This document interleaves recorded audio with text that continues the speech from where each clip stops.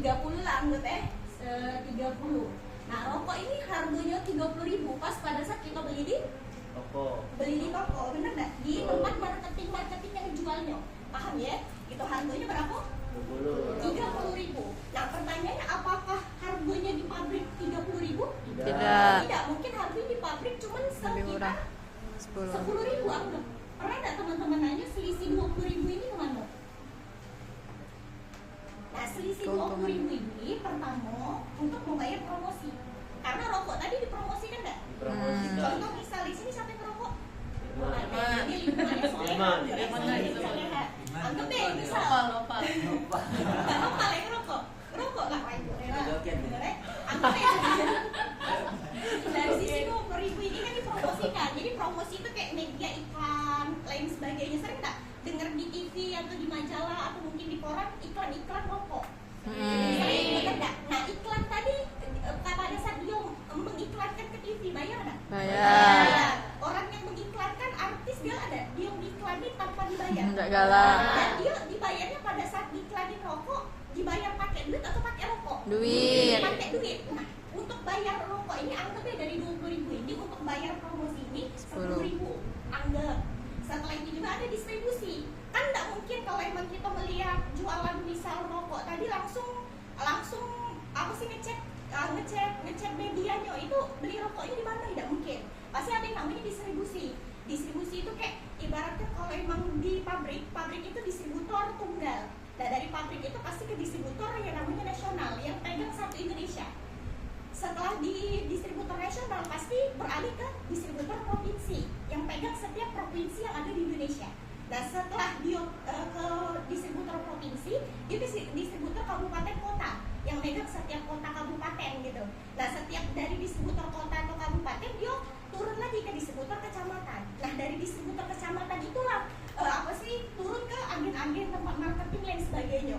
Nah orang yang mau promosikan, orang yang distributorkan barang dari distributor nasional, provinsi, kabupaten, kota itu kira-kira nggak nerima untung nggak?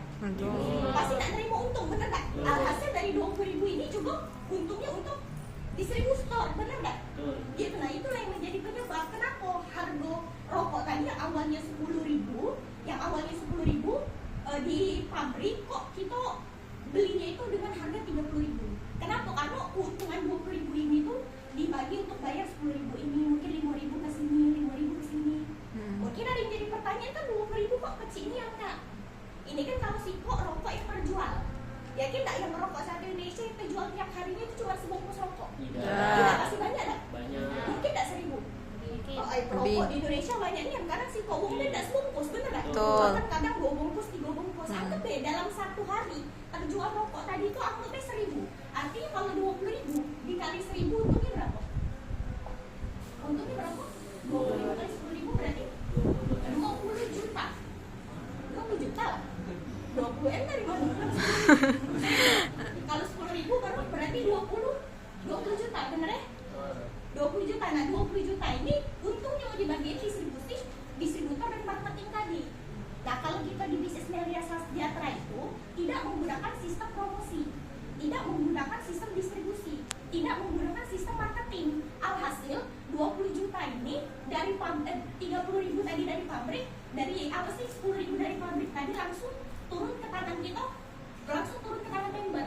Jadi seluruh keuntungan yang seharusnya dikasih ke promosi, distribusi dan marketing tadi itu yang dapat 20 juta tadi kayak gitu.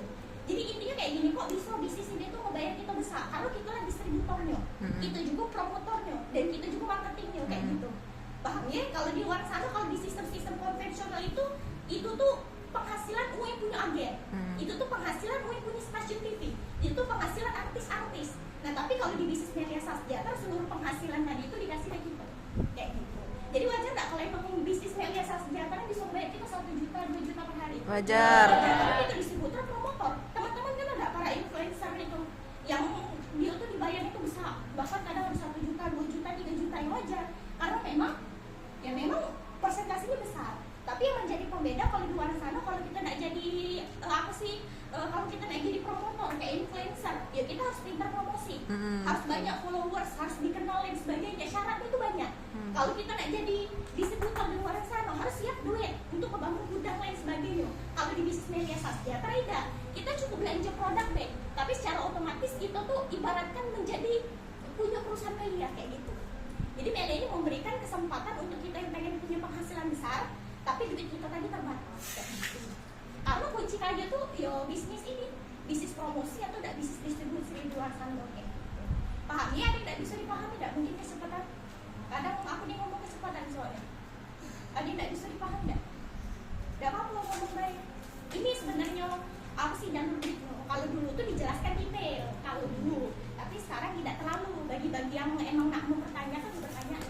Ini untuk sistem kok bisa bayar kita tuh bisa. Paham ya? Masuk akal jadi tidak kalau media ini bisa bayar kita besar? Masuk akal. Masuk akal ini ngerti tidak? Cak merawang itu, cak merawang itu. Jauh aja itu. Mungkin ada kata-kata yang terlibat. Tahu intinya apa? Intinya Kok bisa media tuh ngebayar kok tuh besar? Nah, apa intinya? Kita deh yang promosi, promotor, orang jadi distributor. 3 itu. Yang di Bundar itu kan ada P, ada D, ada M. Kita tidak ini. Oh, Kita itu seluruhnya nih. kita yang seluruhnya Iya. paham ya? Paham. Yang awalnya kalau emang misalkan dari pabrik tadi aku lagi ya dari pabrik tadi contoh harga kita di tangan kita 30.000 rokok tadi. Contoh di pabrik tadi kan 10.000 kan? Bener nggak ada selisih berapa? 20.000. Bener nggak? Nah 20.000 ini kalau di luaran sana di sistem konvensional itu tuh digunakan untuk membayar promosi, distribusi dan marketing tadi. Kalau di bisnis media 20.000 ini untuk membayar kita. Paham ya? 20.000 ini kan kalau Siko yang dijual. Kalau 1.000 yang dijual berarti untungnya 20 juta. Nah, 20 juta ini digunakan untuk membayar kita member. Paham ya? Bagi paham ya? Tidak? Paham tak pun kamu? Tak paham tak aku? Adek kalau emang sampai tak paham juga adek Kak Syawal yang paham. Kalau tak paham juga nggak? Paham ya? Jadi kalau di CP kau udah suruh kita bantu lagi tuh.